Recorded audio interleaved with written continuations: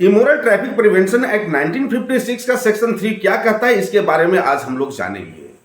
Section 3 कहता है punishment for keeping a brothel और allowing premises to be used as a brothel. यहां सबसे पहले हम लोग जानते हैं कि ब्रोथल का मतलब क्या होता है। ब्रोथल को हिंदी में वेश्यागृह कहा जाता है। कहने का मतलब है वह घर, कमरा, स्थान जहां सेक्सुअल एक्सप्लॉयटेशन के लिए प्रयोग किया जाता है, वेश्याओं के लिए प्रयोग किया जाता है, जिस स्थान पे देह व्यापार के लिए काम किया जाता है उस जगह को ब्रोथल कहा जाता है इंग्लिश में, और हिंदी में वेश्यागृह कहा जाता है।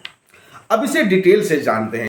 यदि कोई व्यक्ति वेश्यागृह को चलाता है या तो फिर उसे प्रबंध करता है अथवा चलाने या प्रबंध करने में काम करता है या तो उसे सहायता करता है, और यदि वह पहली बार ऐसा कर रहा है तो वह पनिशमेंट के लिए लायबल होगा, कम से कम 1 वर्ष तक और अधिक से अधिक 3 वर्ष तक, और उसे फाइन भी किया जाएगा। जो फाइन का अमाउंट होगा वह 2000 तक होगा।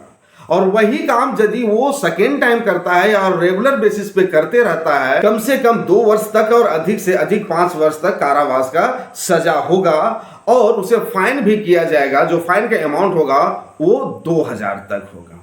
सेक्शन 3 का सब सेक्शन 2 का क्लॉज बी में डिफाइन किया गया है कि यदि कोई भी व्यक्ति किसी भी जगह का ऑनर हो या तो फिर लैंडलॉर्ड हो या तो फिर उस ऑनर या लैंडलॉर्ड का कोई एजेंट हो, या जानते हुए भी उस जगह को देह व्यापार के लिए, वेश्यावृत्ति के लिए किराए पे देता है या तो फिर किसी अन्य तरीके से देता है वेश्यावृत्ति के लिए, तो वह भी पनिशमेंट के लिए लायबल होगा।